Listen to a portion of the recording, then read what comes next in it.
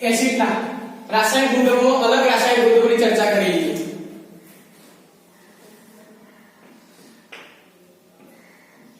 એસિડની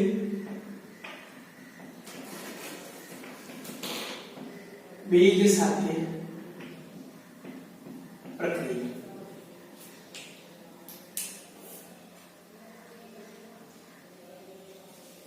એસિડની base સાથે પ્રક્રિયા કરતા એસિડની બેઝ સાથે પ્રક્રિયા કરતા ક્ષાર અને પાણી મળે છે. એસિડની બેઝ સાથે પ્રક્રિયા કરીએ તો ક્ષાર અને પાણી મળે છે. આ પ્રક્રિયાને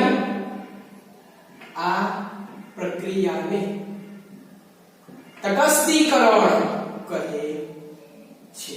કઈ પ્રક્રિયા કહેવાય છે? તટસ્થીકરણની પ્રક્રિયા. પૂછાય આગળ ભણી ગયા હતા કે એસિડ અને બેઝ વચ્ચે પ્રક્રિયા થાય તો નિપજ તરીકે ક્ષાર અને પાણી મળે.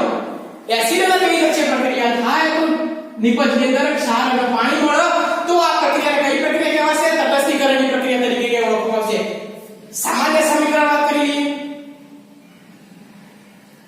Acid plus base it gives ક્ષાર પ્લસ પાણી. આ શું થઈ ગયું?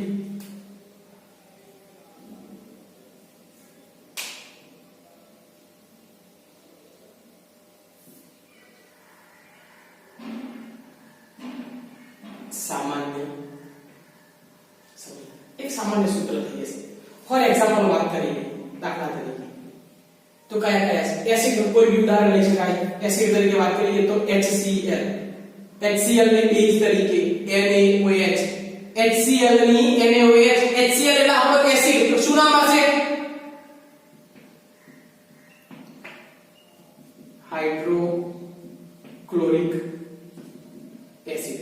હાઇડ્રોક્લોરિક એસિડ ની NaOH સોડિયમ હાઇડ્રોક્સાઇડ સાથે પ્રક્રિયા કરીએ તો ક્ષાર તરીકે શું મળશે? NaCl પ્લસ પાણી H2O. NaCl sodium chloride H2O એટલે પાણી મળશે. આ થઈ ગઈ તમારી પ્રક્રિયા. હવે જે ચર્ચા કરવા જઈ રહ્યા છે એ વિશેષ માહિતી છે. માત્ર કઈ રીતે નિપજ મળે છે એ તમને શીખવાડવા જઈ રહ્યો છું. HCl માં આયન સ્વરૂપે લખવા જઈએ તો કે શું લખાય? H અને Cl આ રીતે લખાય. હવે આ શું છે? કઈ વસ્તુ કઈ રીતે લખાય તેની ચર્ચા કરી ગયા હતા કે હંમેશા ડાબી સાઈડ શું આવો અને જમણી સાઈડ શું આવો. તમારું કોઈ પણ સંયોજન હોય તો ડાબી સાઈડ હંમેશા ધન આયન કે ઋણ આયન. તો યાદ કરો ડાબી સાઈડ ડાબી એટલે કઈ? તો ડાબી કઈ આવશે? H તમારો ધન આયન. Cl ઋણ આયન. Cl શું આવશે? ઋણ આયન. Plus NaOH. તો આની અંદર ડાબી અને જમણી ડાબી સાઈડ Na એનો વીજભાર કેટલો? સંયોજકતા પ્લસ OH માઈનસ. લગન કરો. લગનની અંદર વાત કરવા જઈએ તો પ્લસ અને માઈનસ વિજાતીય વીજભારના લગન થાય. સજાતીય જોડ ચાલે નહીં. બે છોકરાના લગન ના થાય, બે છોકરીઓના ના થાય. થઈ ગયું ના? છોકરી અને છોકરાના. તો એ વાત કરવા જઈએ બે સંયોજકો કઈ કઈ વસ્તુ ભેગી થશે? Cl માઈનસ Na પ્લસ બે ભેગું કરો. શું મળી જાય? Cl માઈનસ અને Na પ્લસ ભેગું કર્યું. નિપજમાં મળી ગયું NaCl પ્લસ બાકી વધ્યું શું? બાકી જે વધ્યું એને ભેગું કરી H plus OH minus. H plus OH minus. આ બંને ભેગું કરો. શું મળી જશે? એ બંને ભેગું કરીએ H2. આ તમારું આયનીય સમીકરણ. આયનોના આધારે સમજાય કોઈ નિપજ આપણને કે કઈ રીતે કેમ મળે છે. આના સિવાય બીજા ઉદાહરણની ચર્ચા કરી લઈએ તો બીજું ઉદાહરણ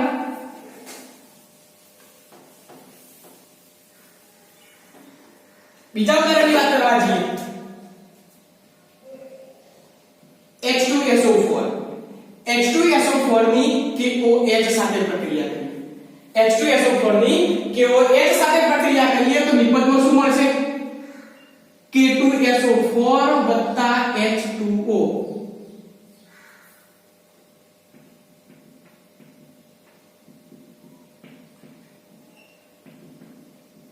sulphuric acid KOH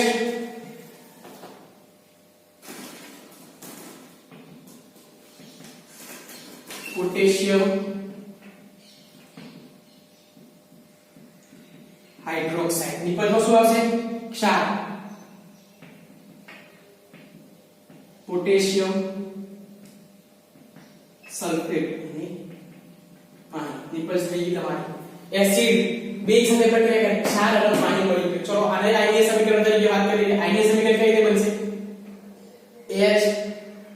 HSO4 plus KOH heat reduce પ્રક્રિયાની વાત કરવા જઈએ તેની અંદર શું થશે આની અંદર વાત કરવા જઈએ તો H નો વીજભાર કેટલો H નો વીજભાર હોય +1 H નો વીજભાર કેટલો હોય +1 SO4 -2 સંયોજન ત્યારે જ બને કે જ્યારે બંનેના વીજભાર સમાન સંયોજન ત્યારે જ બને કે બંનેના વીજભાર સમાન હોય અહીં +1 છે આ જગ્યાએ +1 આ -2 છે સંતુલિત કરવા માટે કેટલા બે મૂકવા પડશે ચલો બે મૂકી આની અંદર વાત કરવા જઈએ K + OH minus K + OH minus લગન કરાઈએ ગુના ગુના વિજાતીય વીજભાર શું બની ગયું K2SO4 બગડો ક્યાં મૂક્યો K નો વીજભાર કેટલો છે +1 અને -k સમાન કરવાના છે પુનઃ ગુણવા પડી પોટેશિયમ ના બે વડે ગુણ્યા તો વીજભાર સમાન થઈ ગયો +2 અને -2 એટલે મળી ગયું પોટેશિયમ સલ્ફેટ પ્લસ સાથે બાકી વધ્યું શું બાકી જે વધ્યું એ શું વધ્યું પણ twice H plus OH minus twice H plus અને OH minus H2O આ તમારી પ્રક્રિયા થઈ H2O પ્રક્રિયા સંતુલિત કરવાની કોઈ જરૂર ખરી તો કે કરવી પડશે કેમ બે પ્રક્રિયા સંતુલિત થઈ ગઈ કે પ્રક્રિયા સંતુલિત થઈ ગઈ ચલો આના સિવાય બીજા ઉદાહરણ માત્ર સમજાય રિએક્શન સમજવી જરૂરી નથી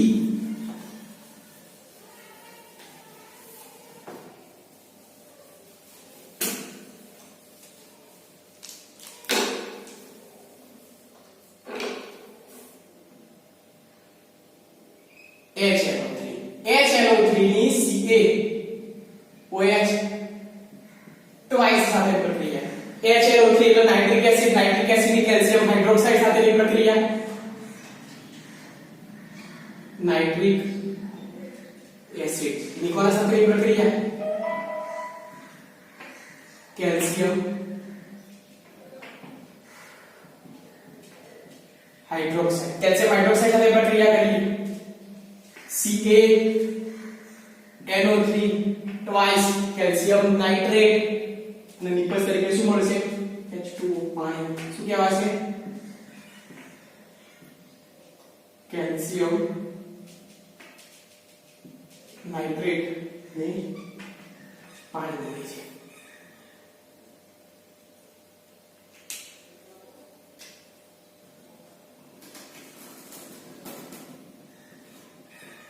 CaNO3 H2O કેલ્શિયમ નાઇટ્રેટ આના સિવાય બીજું ઉદાહરણ વાત કરવા જઈએ H2CO3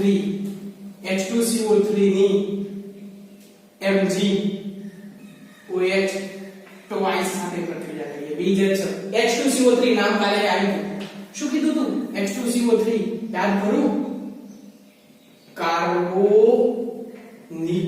એસિડ શું આવશે કાર્બોનિક એસિડ અને આને કહેવાશે મેગ્નેશિયમ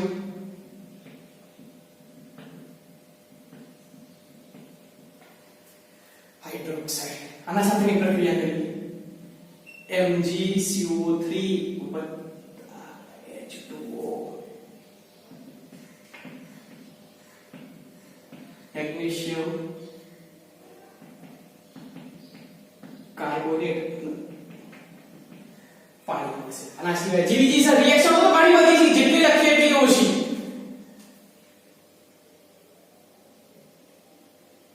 H2SO4 એની NH4OH સાથેની પ્રક્રિયા. Sulphuric acid NH4OH ammonium hydroxide. NH4OH ammonium hydroxide શું બનશે? NH4 twice SO4 ammonium sulphate અને પાણી. એમોનિયમ સલ્ફેટ પાણી એમોનિયમ હાઇડ્રોક્સાઇડ. Ammonium hydroxide. તો આ બધી તમામ પ્રક્રિયાઓ કે જે તમે એસિડ ની પી સાથે પ્રક્રિયા કરીએ તો શું મળે છે? તો એસિડ અને પી સાથેની પ્રક્રિયાથી ક્ષાર, તમામ ક્ષાર છે, ક્ષાર અને પાણી મળે છે. એટલે આ પ્રક્રિયા તટસ્થીકરણની પ્રક્રિયા થશે. અહીંથી બીજા એક અલગ ગુણધર્મોની વાત કરવા જોઈએ એસિડના. તો કે એસિડનો અલગ ગુણધર્મો કે જેની ચર્ચા કરીએ તો એસિડની ધાત્વીય ઓક્સાઇડ અથવા બીજા શબ્દોમાં કહીએ તો ધાતુ ઓક્સાઇડ કહી શકાય. ધાત્વીય ઓક્સાઇડ અથવા તો ધાતુ ઓક્સાઇડ સાથે પ્રક્રિયા કરવાની છે.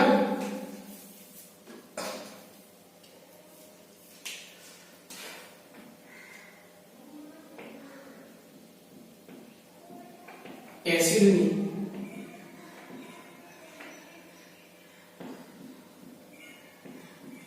ધાત્વીય ઓક્સાઇડ અથવા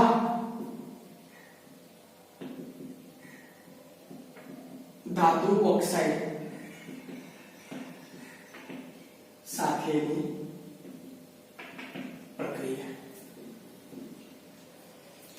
જે રીતે એસિડની બેઝ સાથે પ્રક્રિયા કરી, જે રીતે એસિડની બેઝ સાથે પ્રક્રિયા કરી તો શું મળ્યું? ક્ષાર અને પાણી. એ જ રીતે એસિડની ધાતુના ઓક્સાઇડ સાથેની પ્રક્રિયા કરીએ તો પણ મને ક્ષાર અને પાણી મળે. એનો મતલબ એવો કે એસિડની બેઝ સાથેની પ્રક્રિયા તટસ્થીકરણ કહેવાય. એસિડની ધાત્વીય ઓક્સાઇડ સાથેની પ્રક્રિયા તટસ્થીકરણની પ્રક્રિયા કહેવાય. ધાતુના ઓક્સાઇડ કયા કહેવાય? તો ધાત્વીય ઓક્સાઇડના ઉદાહરણ તરીકે વાત કરી લઈએ તો કયા કયા આવશે? Na2O કાલે આયા હતા, બેઝની બનાવટમાં વપરાયા હતા Na2O. પછી K2O, આના સિવાય CaO વગેરે વગેરે. જે વાત કરી ધાતુના ઓક્સાઇડ તો કે Na2O, K2O, CaO. આના સિવાય બીજો એ ચાલો તો બીજા વાત કરવા જઈએ CuO. આ બધી બધા કે ઓક્સાઇડ. ચલો પ્રક્રિયાની વાત કરી લઈએ. એસિડની ધાતુના ઓક્સાઇડ સાથે પ્રક્રિયા કરતા, ધાતુના ઓક્સાઇડ સાથે પ્રક્રિયા કરતા ક્ષાર અને પાણી મળે છે. એટલે આ તટસ્થીકરણની એસિડ અને બેઝના જેવી જ પ્રક્રિયાઓ સામાન્ય સમીકરણ વાત કરી લઈએ. એસિડ પ્લસ ધાતુ oxide, it gives ક્ષાર પ્લસ પાણી. જનરલ સમીકરણ થઈ ગયું.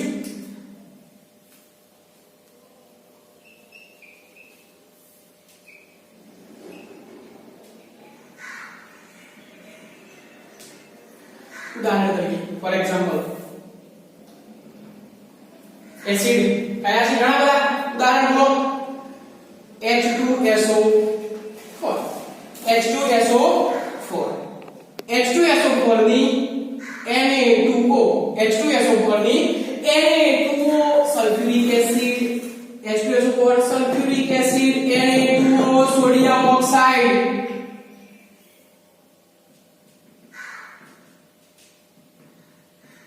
સલ્ફ્યુરિક એસિડ सोडियम ऑक्साइड निपज क्षार Na2SO4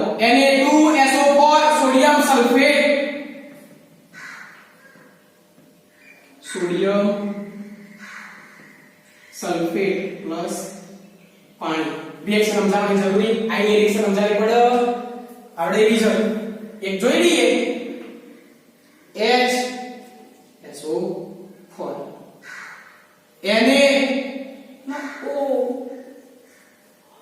H plus SO4 minus 2 Na plus O minus 2 ચલો શું થશે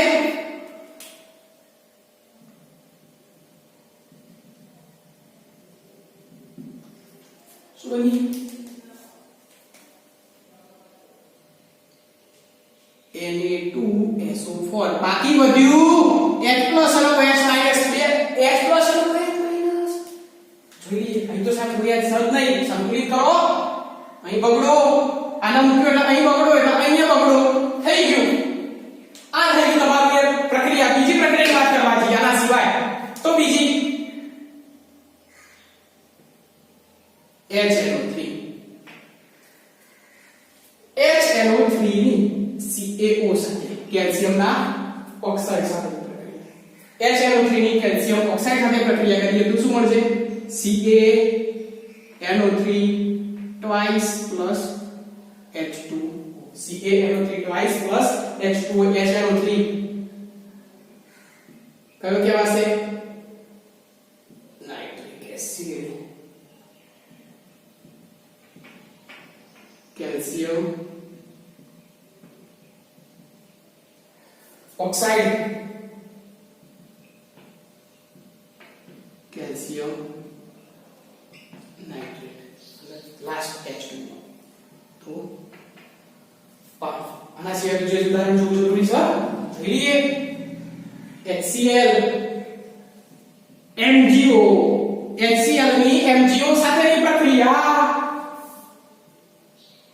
MgCl2 H2O MgCl2 H2O દરેક વખત આપણું જરૂરી નહીં HCl એટલે નાઇટ્રિક એસિડ હે નાઇટ્રિક ના ભૂલ થઈ ગઈ HCl એટલે હાઇડ્રોક્લોરિક એસિડ MgO મેગ્નેશિયમ નો ઓક્સાઇડ નિપજ MgCl2 મેગ્નેશિયમ ક્લોરાઇડ અને પાણી મળે છે બુકની વાત કરવા જઈએ તો બુકમાં એક ઉદાહરણની ચર્ચા કરી છે આગળ ભણી ગયા પહેલા ચેપ્ટરમાં વાત કરી હતી કે ભાઈ કોપરનો ઓક્સાઇડ કેવા રંગનો હોય એ રિએક્શન લીધી છે રિએક્શનની ચર્ચા કરી એક એક માર્ક્સના પ્રશ્નો જરૂરી છે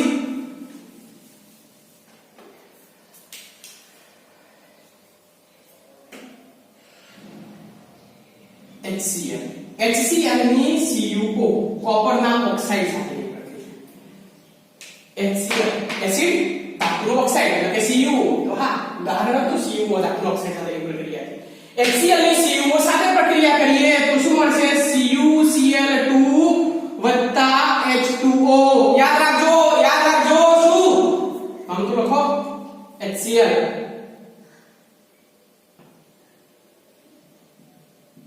hydrochloric acid CuO copper oxide CuCl2 copper chloride પાણી તો યાદ રાખવાનું HCl ની CuO કોપર ઓક્સાઇડ સાથેની પ્રક્રિયા કરીએ તો કોપર ક્લોરાઇડ અને પાણી મળે છે યાદ રાખવાનું શું CuO ક્યાં તો વાત કરી હતી CuO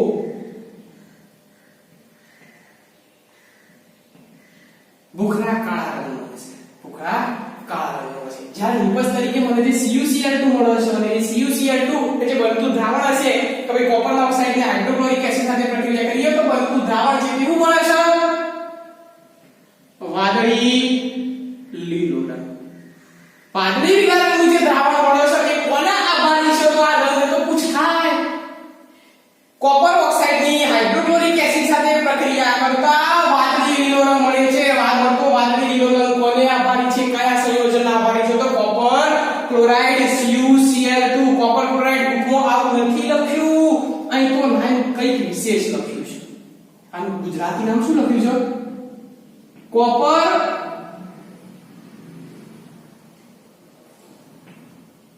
ક્લોરાઇડ આવું લાયા આ શું લાયા નવું તો આ જે નવું લાયા એ નામકરણની પદ્ધતિ છે ધોરણ 11 ની અંદર ભણશો સ્ટોક નોટેશન કઈ આવશે સ્ટોક નોટેશન પદ્ધતિ સ્ટોક નોટેશન પદ્ધતિ પ્રમાણે નામકરણ કર્યું છે તો કે કોપર કૌંસની અંદર જે લખેલું હોય રોમન અક્ષરની અંદર લખેલું હશે